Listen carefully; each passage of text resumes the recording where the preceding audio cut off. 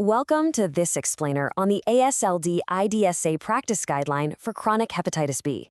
Today, we're going to take some incredibly dense clinical data and turn it into an accessible, actionable playbook. This is a dynamic, complex disease, and frankly, it demands a really strategic approach from healthcare providers. So we're going to unpack the most recent evidence-based recommendations step by step so you can clearly understand exactly how clinical decisions are being made right now in the trenches. Okay, let's look at our agenda. We'll start with 1, the hepatitis B landscape, 2, phases of the disease, 3, preventing viral transmission, 4, navigating the gray zone, and 5, when to stop treatment. All right, Section 1, the hepatitis B landscape. Let's establish the playing field before we get into the clinical weeds. 258 million. Just let that staggering number sink in for a second. That represents the estimated global population living with chronic hepatitis B as of 2022. It is a massive global health challenge, and the human cost? It's incredibly severe. See, this is a virus that silently attacks the liver over decades, often without any obvious symptoms until irreversible damage is already done. This silent progression is exactly why it leads to over 1 million deaths every single year, primarily from devastating late-stage complications like cirrhosis and hepatocellular carcinoma, which is liver cancer. Now, zooming in on the U.S., the burden is heavily felt here too. Up to 1.8 million people might be infected, and shockingly, half of those folks don't even know they have it. Half. That massive gap in awareness is exactly why screening is absolutely critical. The CDC now strongly recommends screening for hepatitis B in all adults aged 18 and older at least once in their lifetime, using a triple panel test. This comprehensively checks for the surface antigen, the core antibody, and the surface antibody. Because at the end of the day, you simply can't treat what you haven't diagnosed. But before we look at the specifics clinical interventions, we've got to anchor our playbook in this core concept, shared decision-making. You're going to see this as a recurring motif throughout the updated guidelines, because hepatitis B treatment is rarely a quick fix. It often involves lifelong management, potential side effects, and some pretty major lifestyle adjustments. We aren't just dictating therapies here. Providers and patients have to collaboratively weigh the clinical evidence against personal values, preferences, and circumstances to choose the absolute best path forward together. Let's move to Section 2, phases of the disease. So hepatitis B is rarely a static condition, and this brilliantly illustrates the 5 distinct phases it can go through. Notice how they span a really wide clinical spectrum. They range from immune-tolerant, where the virus is replicating like crazy, but the immune system is essentially ignoring it, leaving liver enzymes totally normal, all the way to immune-active, where the body finally fights back, causing significant inflammation. Then we have the inactive phase, the indeterminate phase, and finally HBs Ag-negative. These distinct phases dictate exactly when we can just sit back and monitor and when we absolutely must step in and intervene. Our clinical playbook has to adapt right alongside the patient. All right, Section 3, preventing viral transmission. This is a massive question for pregnant patients with high viral loads. You see, even with standard infant immunoprophylaxis at birth, perinatal transmission can still happen. Sometimes a super high maternal viral load can just completely overwhelm the standard infant meds given at delivery. So the question is, how do we effectively protect the newborn in these high-risk scenarios? Well, the guidelines give us a very clear evidence-based trigger point. They strongly recommend initiating antiviral prophylaxis for pregnant persons when their HBV DNA levels cross that 200,000 IU/ml threshold. The optimal time to start this is at gestational week 28. But if hepatitis D immunoglobulin isn't available for the infant at birth, the guidelines actually suggest starting maternal therapy even earlier, right at week 16. And post-delivery, the therapy can simply be stopped if it was only being used to protect the infant, as long as the mother doesn't need it for her own ongoing liver health. Choosing the right medication for the mother is crucial here. The antivirals TDF and TAF are the undisputed champions.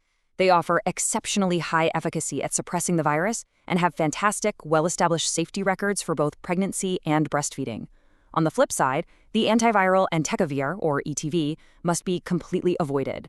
We just do not have sufficient safety data for its use during pregnancy, so it is a definite no-go. Now, what's really great about this flowchart is that it beautifully structures exactly when to assess maternal DNA, when to initiate that TDF or TAF therapy, and how to manage the infant right at delivery with vaccines and immune globulin. For instance, if you trace the path for a patient with DNA over 200,000, you can see exactly how it maps to initiating therapy at week 28 and managing the infant post-delivery. It takes all the guesswork out of perinatal management and gives providers a crystal clear pathway. But what about horizontal transmission? Spreading the virus to close contacts like intimate partners or patients of infected healthcare workers. It's a different scenario for sure, but it remains equally important for global public health. Here, the guidelines lean heavily on that shared decision-making approach we talked about earlier. We strongly consider antiviral therapy for the infected person if there's a clear biological risk to the susceptible people around them. This means evaluating high-risk scenarios. Are their close contacts entirely unvaccinated? Are they immunocompromised and unable to mount a defense? Or is the patient a healthcare worker performing highly invasive, exposure-prone procedures, often classified as SHAEA Category 3? In cases like these, proactively lowering the viral load with medication can be an absolute game-changer to protect others. Okay, let's transition to Section 4, Navigating the Gray Zone. This is arguably the trickiest part of the entire playbook. So up to 40% of adults with chronic hepatitis B don't fit neatly into the active or inactive categories we just discussed. Their liver enzymes, their ALT, and their circulating DNA levels are just kind of floating somewhere in the middle. They aren't perfectly healthy, but they aren't actively flaring up either. So the million-dollar question for providers is, do we commit them to long-term antiviral treatment, or do we just hold off and observe? This visual rigorously breaks down the exact decision pathways for those in the immune-tolerant and indeterminate phases. As you can see, we don't just blindly medicate everyone who walks through the door. Notice those middle columns? We meticulously monitor ALT and HBDNA every 3 to 6 months. We are actively hunting for signs of transition to an immune-active state, constantly reassessing the need for treatment by looking for specific risk factors that indicate the disease might be quietly but aggressively progressing. And here are those exact risk factors. We lean heavily towards initiating treatment for folks stuck in the gray zone if they are over 40 years old, or if non-invasive tests show signs of significant fibrosis, meaning a score of F2 or greater. Being male or having low normal platelet counts also tips the scales toward immediate treatment. Why? Because proactive treatment in these specific high-risk groups has been strongly associated with a lower incidence of hepatocellular carcinoma down the line. We want to drastically reduce that liver cancer risk before it's too late. Finally, we reach Section 5, When to Stop Treatment. The end game. The guidelines actually suggest not withdrawing therapy until surface antigen loss occurs. But if a patient strongly insists on stopping, maybe due to side effects or just pill fatigue, they have to meet incredibly strict criteria. They can have no history of cirrhosis, they must have maintained completely undetectable DNA for at least 2 solid years, and their surface antigen levels have to be extremely low. And even then, they must clearly understand the severe risks involved. Abruptly stopping the medication can trigger a massive immune response as the body suddenly recognizes the rebounding virus, and that can lead to dangerous hepatitis flares and even total liver decompensation. If they do make the choice to stop, relentless monitoring is absolutely mandatory. We're talking about checking ALT and viral DNA every 1 to 3 months for the first 6 months. And we have to instantly restart therapy if ALT spikes to 5 times the upper limit of normal. That's a severe spike indicating acute, potentially dangerous liver distress. We also restart if viral loads surge past 10,000 or if any clinical symptoms of liver failure appear. It is categorically not a decision to be taken lightly.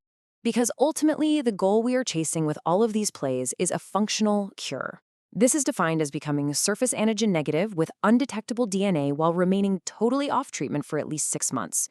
Achieving this means a massive reduction in negative clinical outcomes. But unfortunately, it remains pretty infrequent with our currently approved oral therapies.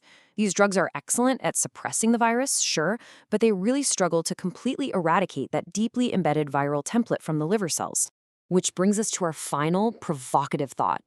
As we master this complex clinical playbook today, using careful monitoring, targeted antivirals, and shared decision-making, how close are we to unlocking a true, widespread, functional cure for everyone tomorrow?